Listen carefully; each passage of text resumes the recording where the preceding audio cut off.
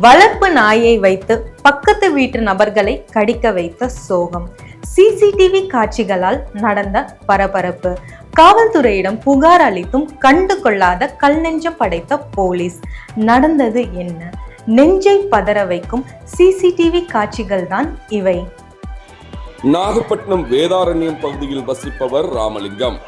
இவரது மகள் மற்றும் அவரது மனைவி ஆகியோர் தெருவில் நடந்து செல்லும் பொழுது பக்கத்து வீட்டில் வசிப்பவர் பழனி தமது வீட்டில் வளர்த்து வரும் நாயை விட்டு ராமலிங்கத்தின் மனைவி மற்றும் மகளை கடிக்க விட்டுள்ளதாக கூறப்படுகிறது.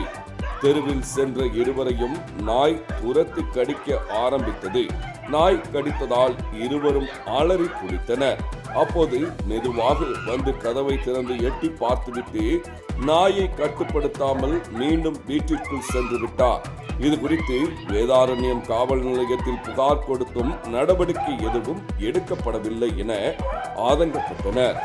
வளர்ப்பு நாயால் தாக்குதலுக்கு ஆளான தாய் மற்றும் அவரது மகள் வளர்ப்பு நாயாக இருந்தாலும் முறையாக பாதுகாப்பாக வளர்க்க வேண்டும் என்ற நீதிமன்ற வழிகாட்டுதல்களை பின்பற்றாமல் தான் தோன்றித்தனமாக செயல்படுபவர்களை என்னவென்று சொல்வது?